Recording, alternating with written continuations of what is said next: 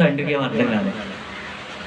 ఏంటి బైబిల్ ఇచ్చి పంపించాను కదా, చదవమన్నాను కదా, మరలా ఫోన్ చేసినట్టు నాకు అనుకుంటున్నాడు తండ్రి. అలా ఎన్నిసార్లు ఫోన్ చేసినా సరే తండ్రి ప్రతిరోజు ఫోన్ చేస్తున్నాడు, అయినా డబ్బులు పంపించట్లేదు. ఇక తండ్రికి విసుకొచ్చేసి కుమారుడు దగ్గరికి వెళ్ళాడు. ఏంటి రోజు నాకు ఫోన్ చేస్తున్నావు, డబ్బులు కావాలని? డబ్బులు కావాల్సిన మనం ఎవరిని అడగాలి? దేవుడిని అడగాలి. అయ్యా నాకు డబ్బులు కావాలయ్యా అని నువ్వు వెళ్ళి అడిగావు అనుకో, ఇస్తాడు ఎవడా? ఇస్తాడు. అయ్యా నాకు డబ్బులు కావాలని నేను అడిగాను అనుకో, నాకు ఇస్తాడు ఎవడా? నీకు ఇచ్చి నాకు ఇవ్వకుండా ఉంటాడా? నువ్వు వెళ్ళినా ఇస్తాడు, నేను వెళ్ళినా ఇస్తాడు. నీకైనా ఆయన దేవుడే, నిన్ను ప్రేమిస్తాడు, నీ అవసరాలు తీరుస్తాడు, నా అవసరాలు తీరుస్తాడు. ఎవరిని కూడా అన్యాయము చేసే దేవుడు ఆయన కాదు. నీకు న్యాయం చేయడానికి ఇంకోటికి అన్యాయం చేయడు ఆయన, నీకు మాత్రమే న్యాయం చేస్తాడు, వేరేవాడికి మాత్రం అన్యాయం చేయడు.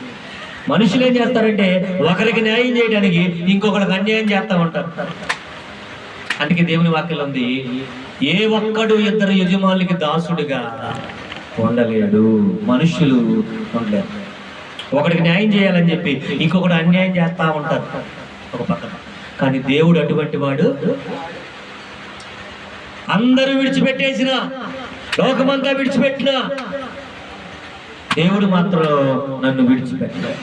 నీ మాట చాలయ్యా, నీ చూపు చాలయ్యా, నీ తోడు చాలయ్యా, నీ నీడ చాలయ్యా, నీ ఉంటే నాకు చాలు యేసయ్యా, నీ వెంటే నేను ఉంటానేసయ్యా. హల్లెలూయా.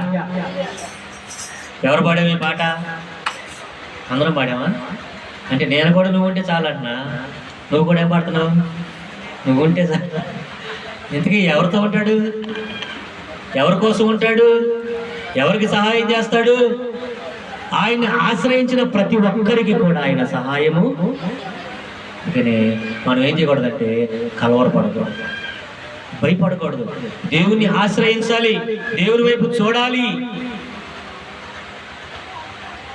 కానీ కుమారుడు తండ్రి దగ్గర వెళ్ళినప్పుడు తండ్రి దగ్గర వెళ్ళాడు, తన దగ్గరికి అడిగాడు, నాకు డబ్బులు కావాలన్నాడు. ఇన్ని నెలగా నీకు ఫోన్ చేస్తున్నా సరే నువ్వు నాకు డబ్బులు పంపించట్లేదు అని అంటే ఆ తండ్రి అడిగాడు,